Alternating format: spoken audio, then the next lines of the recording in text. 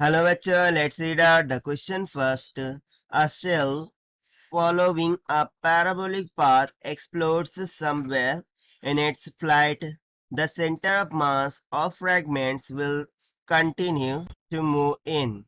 तो बेसिकली एक शेल है, वो पैराबोलिक पाथ करते हुए क्या करता है, मोशन कर रहा है, मूव कर रहा है, but in between the flight वो एक्सप्लोड हो जाता है। सो उसके जो फ्रैगमेंट्स होंगे उनका सेंटर ऑफ मास का डायरेक्शन क्या होगा वो हमें यहाँ पर दिखाना है। सो चलिए स्टार्ट करते हैं हम सोल्यूशन से, but before of it's let's talk about the key concept which we are going to use here for this question. So key concept में हम बात करेंगे कि सेंटर ऑफ मास ये चेंज कब होता है। ठीक है, so centre of mass change कब होगा, जब बॉडी पर कोई मूवमेंट लग रहा होगा, जब किसी ऑब्जेक्ट पर मूवमेंट लग रहा होगा। अब मूवमेंट लग रहा होगा यानी कि उस पर कोई भी एक्सटर्नल फोर्स लग रहा होगा।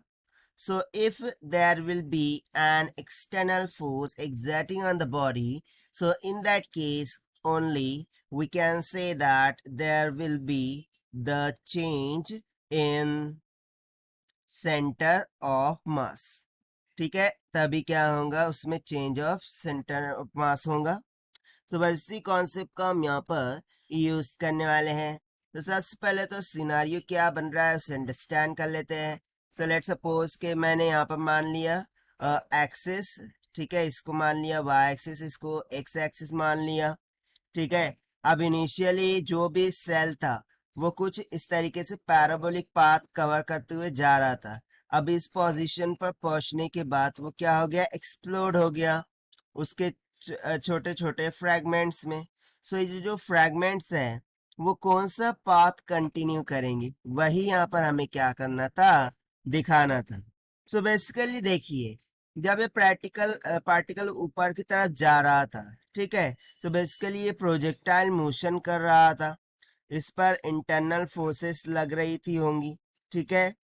बट आफ्टर रीचिंग, ठीक है, अब वो जो इंटरनल फोर्स उसको प्रोवाइड कर रहा है वो कौन प्रोवाइड कर रहा है, एक्सेलरेशन ड्यू टू ग्रेविटी, जो कि कहाँ लगता है, डाउनवर्ड डायरेक्शन पे।